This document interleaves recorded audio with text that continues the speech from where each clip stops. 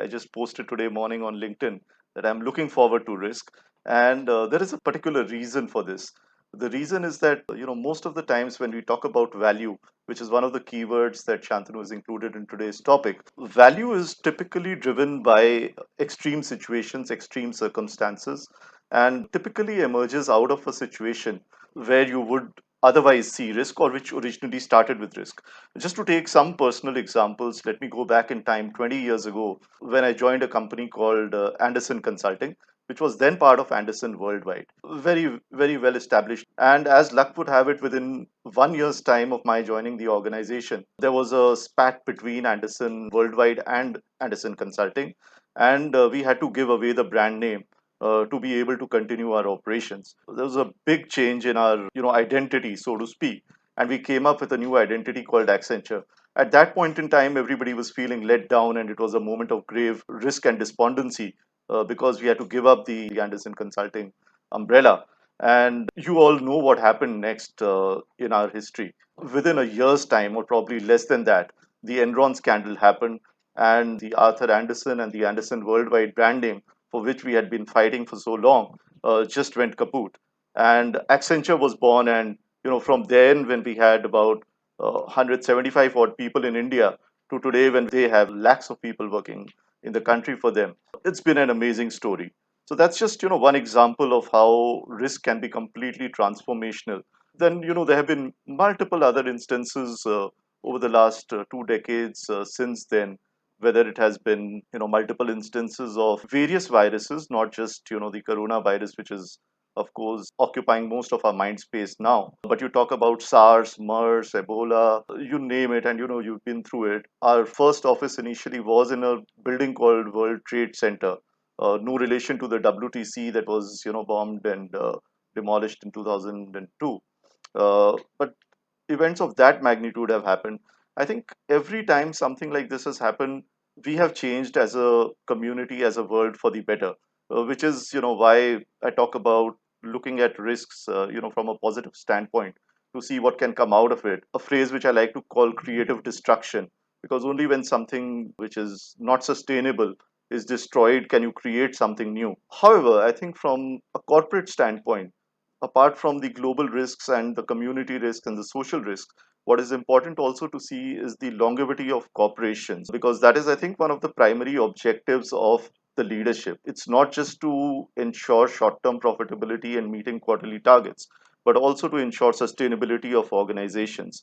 I'm sure all of you have heard various versions of this, but I checked up the official paper written by Professor Vijay Govindrajan, where they have done a longitudinal study of how many organizations which are listed on the stock exchanges continue to live and survive beyond 2 decades of the decade in which they were incorporated. And you will be surprised to hear this, but that number is just about 20%. Effectively, just 20% of the companies survive beyond 2 decades, and that's a very, very short time span for an organization. It's even less than the working span of an individual in today's world. It certainly causes us to kind of take a step back and think about risk and sustainability in a very, very different light.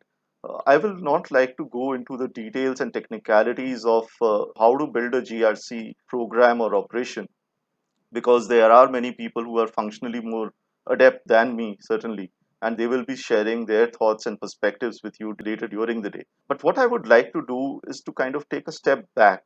Why is it that despite the day to day risks that we see, despite the repeated patterns that we keep seeing, each and every time we have an episode, we behave as if we were blindsided by this risk and it is not our fault? And some black swan event happened and we just couldn't help it. The same is true whether you talk about the boards of companies, whether you talk about the CEOs or the executives, or you talk about risk professionals or the finance leadership. All of them pretty much have the same retort, to the extent that the gentleman who coined the term black swan is actually very miffed, and he gave an interview recently where he said, "I get very, very irritated when people say that the corona pandemic was a black swan event, as in an event which could not be anticipated." He goes to the extent of saying that it was perfectly anticipated. And in fact, in his book Black Swan, which came out in 2007, he did write that he foresees a very strange virus traveling right through the globe, and affecting the world over because of the way we are connected and because of the way people are traveling and living in dense communities and office spaces and all of that. Anyways, I think that is water down the drain. We cannot do too much about it. But what we can do now is see how we can ensure that we are not on the wrong side of the 20% of the companies that survive, and we do not become a part of the majority 80% that perish, and we are not blindsided by risk. I think that's the key. I would talk about two key C's, which is cognition and computing. Why cognition? Let's talk about that first before we get into computing. Let's again, as I said, take a step back and look at the constitution of the audience today and the leadership of the companies that you guys represent. It's probably the best talent you've got out there. They've got the best brains. They know all the technical stuff in terms of how to mitigate risk. But why is it that despite all of this, we get blindsided by risk? Why is it that the best risk analysts could not foresee the 2008 financial crisis? When, looking back in retrospect or in hindsight, it was fairly obvious looking at the metrics that this was a ticking time bomb. The answer, my friends, is in cognition. The way we think about things and the way we look at things, it is not to do with intellect, it's to do with our abilities to think.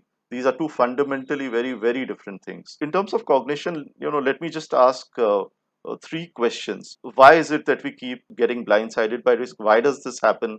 Secondly, what does it lead to?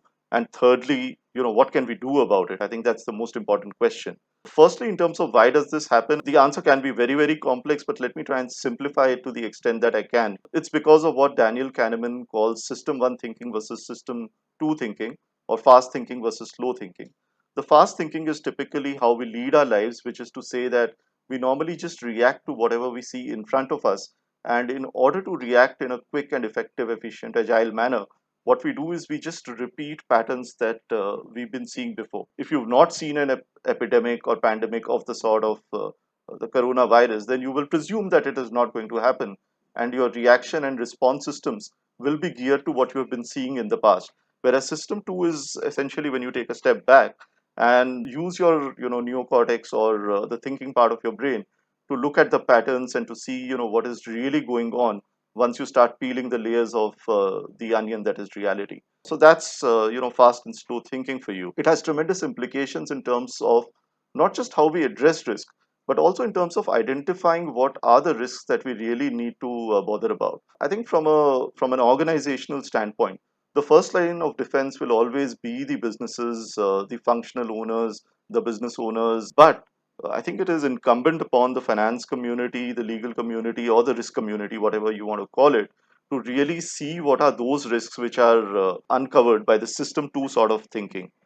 So that's why this happens. I think the second part is what does it lead to. This is even more important. What it leads to is what Nassim Taleb in his book Black Swan calls mediocristan versus extremistan. It is a very interesting analogy if you look at the nature of economies, companies, and industries. What we are living in is in a winner takes all world. Where in any industry you would see that maybe there are just 3 or 4 players, not more than 10 or 20, which are right at the top, which account for most of the volumes, market share, profits, and that is, not in consonance with mediocristan, which is where everybody kind of tends or centers towards the mean. What is the implication of this, my friends, for the finance community is very, very serious. The implication is that all our risk modeling has typically been done on the premise of mediocristan, which I think you guys would better appreciate if I start calling it the bell curve or the normal distribution. So all the risk analytics, all the risk measurement is happening on the basis of the normal curve, the bell curve. Whereas if you look at it empirically, economic distributions, whether it is wealth, income, sales, revenues, profits, you take any metric which is financial or economic in nature, they do not follow the tenets of the normal distribution that has been empirically observed and proven many times over. So, is it a case that whatever modeling we have been doing, or whatever risk metrics we have been following, studying, is all wrong? I think there is a strong case to say that yes, it is, and we are making assumptions without realizing that we are making these assumptions and proceeding with our lives. And that, my friends, again goes back to why does this happen, which is the system one and system two way of thinking. So the reason why we accept all this and do not question it is because we are just used to the system one mode of thinking, or the fast way of thinking, where we do not question what are basic assumptions and which are quote unquote truths that are in front of us. But it's very, very important to go back and question everything and to understand, firstly, what are the assumptions behind some of the things that we are doing and adopting and following, and are those assumptions even valid? So that's the second part of cognition. I think the third part, which probably all of you would be looking forward to, is what can we do about it if this is the state of affairs. The other aspect, when we talk about culture and the practicality of discussing risk in boardrooms, or let's say in leadership meetings, is that when people are discussing, growth plans, when people are talking about, how to take our growth to the next level, how to increase shareholder value, anybody who utters the words of risk is seen as obstructionist. How do we get everybody on the same page? How do we rein in the horses without really giving it a poor flavor of being an obstructionist?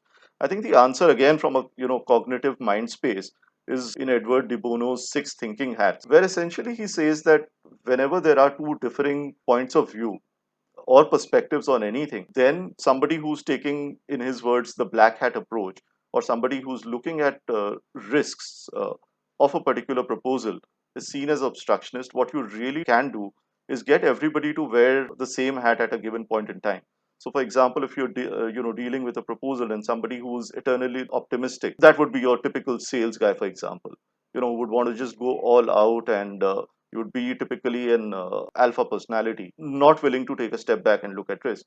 You essentially force fit everybody to say that, okay, now is the time to wear a black hat, now is the time to wear, a yellow hat or an optimistic hat, and now is the time to wear the green hat or the creative hat, and so on and so forth.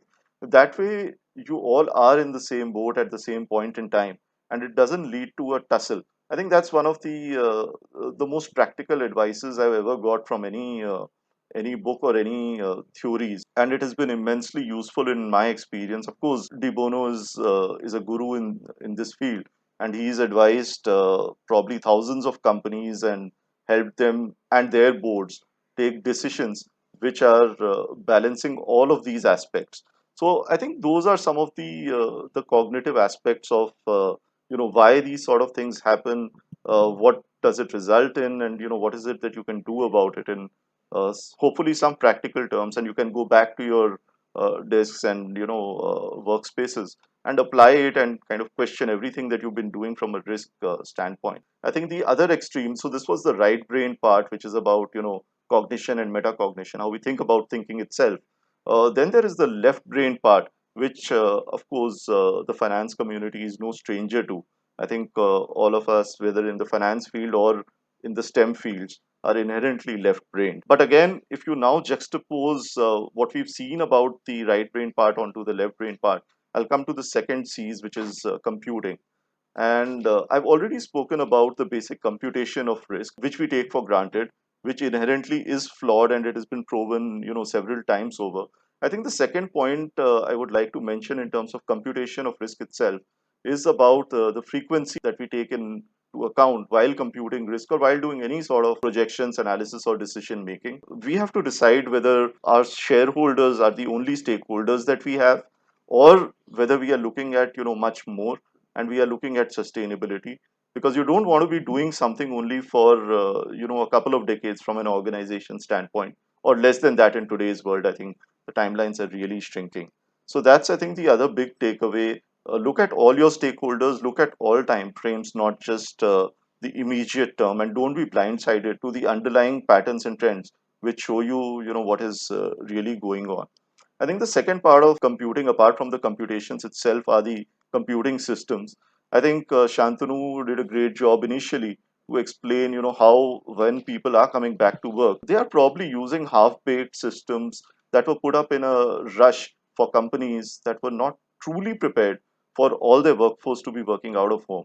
And this is what we saw in the third week of March, when everybody was pushed to a 100% work from home model.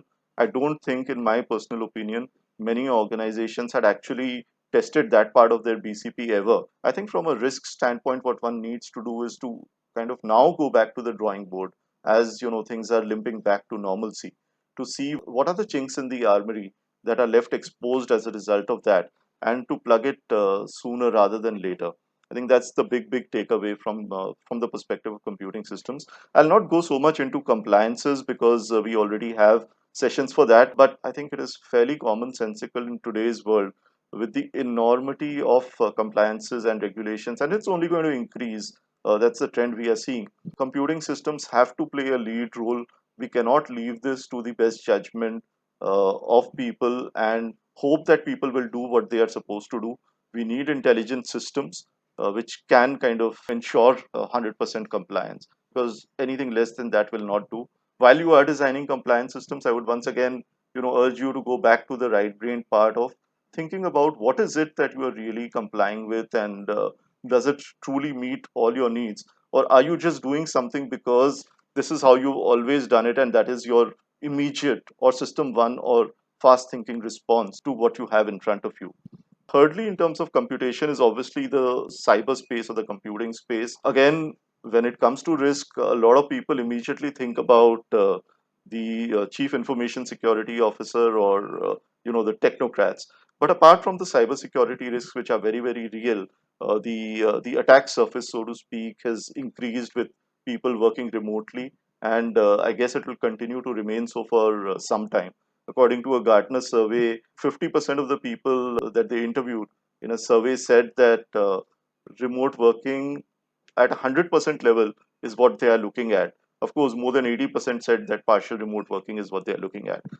Those are massive numbers, and has enormous implications in terms of the cyberspace. But what I would urge the community also to look at the other aspects of the computing space, which is the physical workspace. Now, with people working from home, you have other sorts of risks, and that could include somebody cohabiting or living with somebody who is potentially a competitor. And this is not very uncommon in many of the industries that I've seen. And the risks are enormous because it's not just about data security. You are on calls at your home and you're saying things which the other kind just kind of turn a deaf ear to.